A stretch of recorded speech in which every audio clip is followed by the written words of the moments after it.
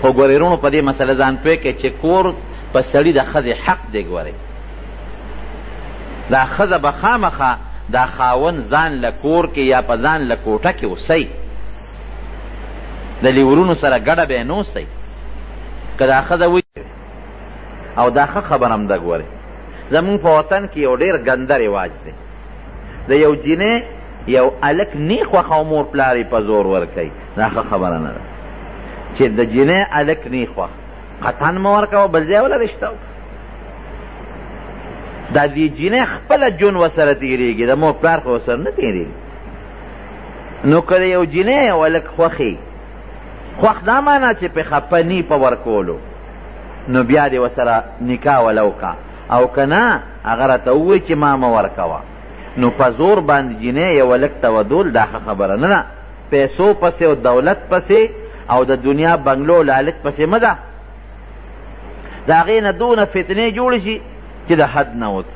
زمونږ په دې وطن کې ډېرې جینکۍ بیا خودکشي وکړي، ځانونه مړه کړي یا نورې لانجې ته جوړه شي. نو وروڼو د شریعت حکم درته وایم، دا مسایل ځان سره یاد کړئ ښه،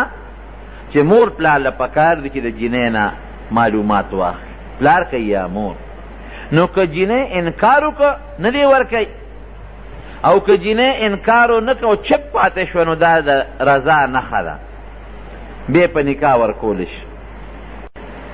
زمونږ په دې وطن کې یو غلط رواج دی. غلط رواج دا دی چې جینۍ کله ورکوي نو په هلک شرطونه لګوي. دا خو زه در کوم دا جینۍ یا د واده په وخت کې پې لګوي، یا د نکاح په وخت کې، او یا د غوښتنې په وخت کې. ګورې دو کټ به کوې ښه، میزونه به کوې، او څه ورته وایي دومره به دا شی کوې. د جینۍ کور په هلک په پلار دا څیزونه ږدي. داسې ده که نه ده؟ دا ګناه ده، دا ګناه، دا به نه ږدي.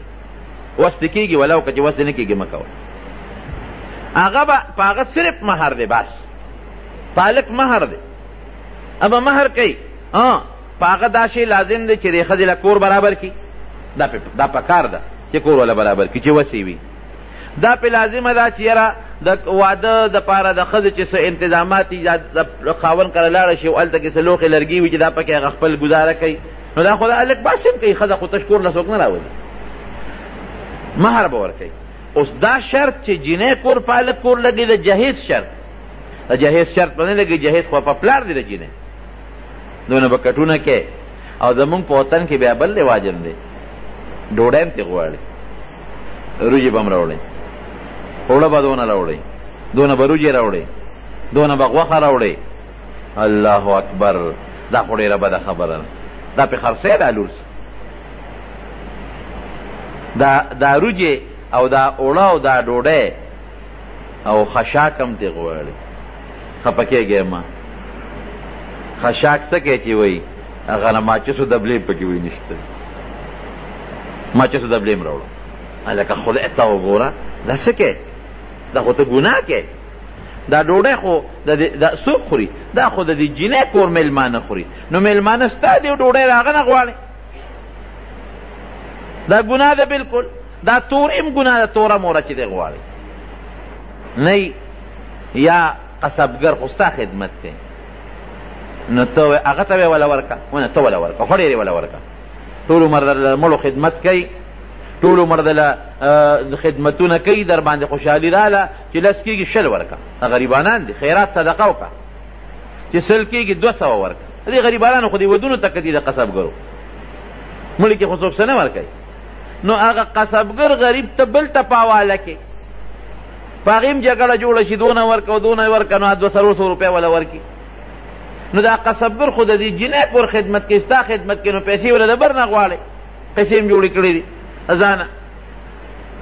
قصبګر به ته رادا کوې په خپله، دا ګناه مه کوې، ښه وله ډېرې ورکوې. دا خواران غریبانان هم ډېر وستی کتل دي، که بټیارې دی او که دا نور قصبګر دي، دا به د هغه نه پیسې نه اړې چې راکړه دومره توره. هغه غریب دلته کې راشي او دغه وړي، پخوا به له اوښ ته ویې وایي دغه دا اوښ نه پاسي نارې وله ورکوئ. خیر اوس خو د اوښانو مولانا جي صاحب چې په اوښ سور شوی دی او که نه، خو د اوښانو قصه اوس ختمه شوې ده. خیال دې راغی اوښ نارې غواړي، او سړي لته ورکړه، نیغ پاسېده، اوښ نه پاسېده. وی دا ناری غواړي لته ورکه نیخ پاسید او خدای دې به خو باسا یو خدای پاس وی تاوی چې نه پاسی نو بهر کیف دا د شریعت د احکاماتو پابندي چې مونږ کوو نو الله به زمونږ نه خوشحاله او چې د شریعت خلاف کوو نو الله به خفه نو جهیز د پلار د جینۍ پلار به کوي خپلې لور له یا خپلې خور له په هلک نه لږ کوي او که ډېر کوي او مهر په هلک دی نه پکې وراج شته او نه پکې پتنګه شته او نه پکې خپارته شته دا ښځو ځان له خپلې لوبې جوړې کړې دي د خپل خوشحالۍ دپاره دا خپې ارته ده دې له ځان له جوړه پکار ده دا د شپې ورا ده دې له ځان له جوړه پکار ده دا د میلمنو ورځ ده دې له ځان له جوړه پکار ده دا د واده ورځ ده دې له ځان له جوړه پکار ده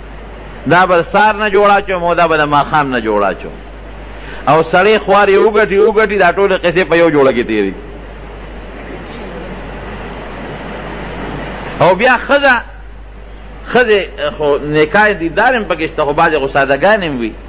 او مونږ ښځې په دې صرف په دې جامو خوشحاله شي د واده په ورځ باندې هغه ډوډۍ چې سړی وخوري چې 2 بجې چې ښځې خواران همدغسې په کټونو کې نور ته ناست دي پکې مکې خونې خولې پې بیږي مخونو باندې هغه سرخي سپیدي کړي مخ له ګوتې هم نه شي وروړی چې اوس خدای پاکه که ګوتې وروغو دا چیزونه ته ځي ناستي نو چې 2 بجې شي نو خوټ کېدلې روجې ورته بیا کېدي ځکه هغه وخې مخې والا روجې خو ټولو سړی خلاصې کړي ورېږې وې ښځو لم دیګونه باندې کړي دي ناوله ویه شی نو چې هغه ورولېږي نو هغه مجمع نیکبختیانې راوالي په هغه لمن یا لوپټه کې ور واچوي غوټه وله ورې کور ته یې څه غلط رواجونه هم جوړ کړي قیمتي جامې به لوپټې پکې روجې ور واچوي غوری پکې تشه کړي کور ته وړي او سړی زړه په دروازه څوکۍ کوي ښځو ته وځي روجې تختوي دا هم ګورې ګناه ده د روجې د خوراک دپاره دا د کور د وړو دپاره نه دي که د کور څوک وړل کوي دا ګناه کوي خیر دی په واده کې که څومره خوشحالي څوک کوي په شریعت کې منع نه ده خو د شریعت د اصولو لاندې که د هلک جینکۍ یا زنانه د اورا په شکل کې یا په بل شکل کې جینۍ کره ځي خو په پرده کې ځي چې هلکان او جینکۍ یو بل سره ګډوډ ني او بالکل پردې وي پړونې یې وي څادرونه یې وي پټ مخلاړ شي او خپله خوشحالي د جینۍ په کور کې کوي نو شریعت کې منع نه ده خو جینۍ په کور کې هلکان او جینکۍ یو ځای ناسته پردي هلکان او پردي جینکۍ یو ځای ناسته دا شریعت کې ناروا ده ګناه ده ګورې لویه ګناه ده یا هلک وردن نه کړي او په ښځو په دا منځ کې نو ګوره خواښې ده یا د هغې خینې دي هغه زنانه چې د هغې ته ستر وي او یا هلکانو له نکریزې او ګوتې پورې کول دا ټولې ګناه یا هلکان په کورسو کې نول او جینکۍ ترې راتاوېدل او هغه جینکۍ چې د هغې پرده او ستر ته واجب وي دا ټول ګناهونه دي تمبلوال پکې جایز دی بالکل خو تمبل کې به ګونګړوګان ني زه مدرسه کې ناست نو ما یو شاګرد دی واده اوس کړی دی دا غرونه راځه ما ته ویره ستا شاګرد دی واده وله کوو هغه خو لوی مصیبت موږ ته جوړ کړی دی ما ولې وی نه تمبل ډب مني او نه ورا مني او نه جنج مني او بس وی ذکر به کوي او دلته به ناست او بس هغه جینۍ وخت له به یو څو کسان لاړ شي او را به یې ولې مې ته یې ماله راول پسه به یې راوست مدرسې ته طالبانو کې ناست وم دلته مې کښېنه مې ما سره یې دوره کړې دی به یو مې دا کومې قصې چې دې شروع کړي دا په کوم کتاب کې راغلي غلی شو مې دا دې مور مړه ده پلار دې مړ دی که واده دی ظالمه دا خو تا داسې قصه شروع کړه چې یا دې مور مړي یا دې پلار مړي مې تمبل والم پکې جیز دي خو چې ګونګړوګان پکې نه او ماشومان جینکۍ که سندرې وایي دا هم پکې جیز دي او که بالغ پیغلې جینکۍ غزلې وایي او اواز یې بار ته نه ځي چې سړی واوري دا هم پکې جیز دي نبی کریم صلی الله علیه وسلم په کور کې ملاستو او د اختر ورځ وه او ماشومان جینکۍ وې تمبلې وې او غزلې یې وې دې کې حضرت ابوبکر صدیق رضی الله عنه راننوت چې راننوته نو حضرت عایشې ورټله وی د نبي علیه السلام په مخ کې دا د ګمراهۍ کارونه کېږي نبی علیه السلام مبارک ورته وکتل وی ابوبکره پرېږدې دا خو د اختر د خوشحالۍ ورځ ده چې دا ماشومان خپله خوشحالي کړي نو د خوشحالۍ په ورځ که د اختر ورځي که د وادي څوک تمبل وی او څوک پکې داسې غزلې وی خو چې اواز د پیغلو ښځو عورت ته بار ته لاړ نه شي یا ماشومانې وی نو دا سمنه نه دي جایز دي که ځان له نکرې دي پورې کوي ځان له جامې قیمتي واخلي هغه اغوندي او خپلې خوشحالۍ کوي هلک جینکه کور که راځي او جینکۍ د هلک کور که راځي خو چې د پرده وي او هلکان او جینکۍ سړي او ښځې ګډون ونه کړي دا ټول څیزونه جایز دي منه نه دي واده وی د خوشحالۍ پروګرام ته چې بنده پکې خوشحالي وکړي چې ما ځان له وسوه دا د دې حق دی په دې خاوند چې ځان له به ورله کور برابروي او صحیح مې پرده ضروري ده او که یو ځای اوسېږي په خوشحالۍ نو څه بدیت پکې نشته خیر دی که ټول خوشحاله یو ځای او پرده او ستر پکې وي